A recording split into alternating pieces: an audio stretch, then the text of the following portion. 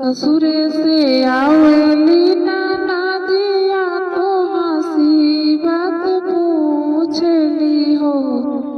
भौजी के कारी सूरतिया लो भाईलू होरिलवा बड़ा सुंदर हो। भौजी के कारी सूरतिया लो भाईलू होरिलवा बड़ा सुंदर हो।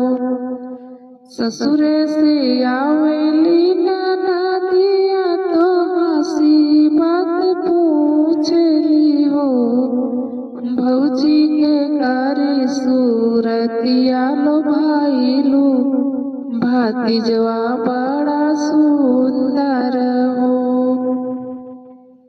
भातीजवा बड़ा सुंदर हो।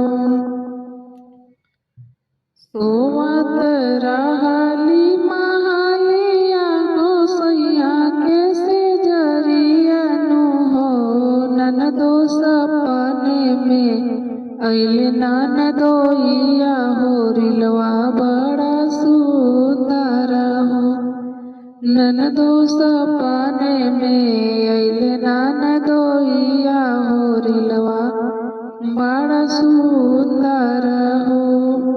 सोवत रहली महालिया हो सैया के से जरियनु हो।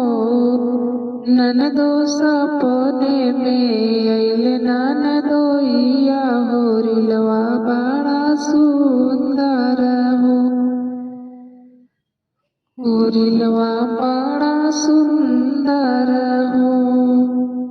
दुआरे से आवेले ना देवर जी तो हंसी बात पूछले हो।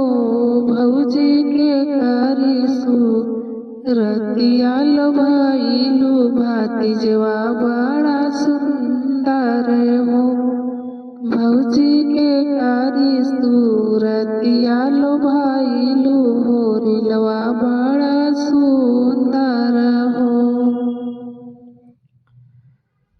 सोवत रहली महालिया हो सैया के से जरियनु हो। देवरू सपने में अइले तोहर भाइया भातीजवा बड़ा सुंदर हो। देवरू सपने में अइले तोहर भाइया होरिलवा बड़ा सुंदर हो। भौजी के कारी सूरतिया लो भाईलू होरिलवा बड़ा सुंदर हो। भौजी के कारी सूरतिया लो भाईलू होरिलवा बड़ा सुंदर हो।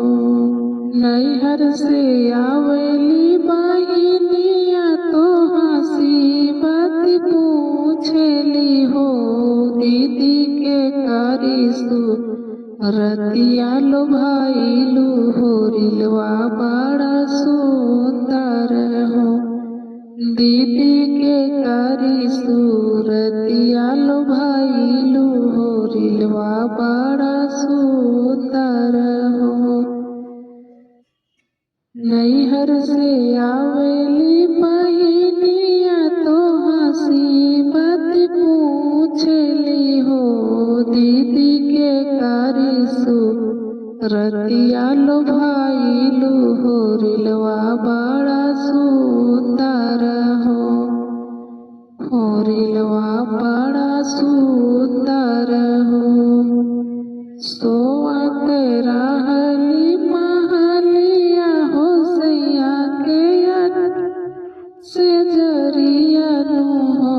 बहिनी सपने में अइले बहनोइया होरिलवा बड़ा सुंदर हो। बहिनी सपने में अइले बहनोइया होरिलवा बड़ा सुंदर हो। सोवत रहली महालिया हो सैया के से जरियनु हो। बहिनी सपने में अइले बहन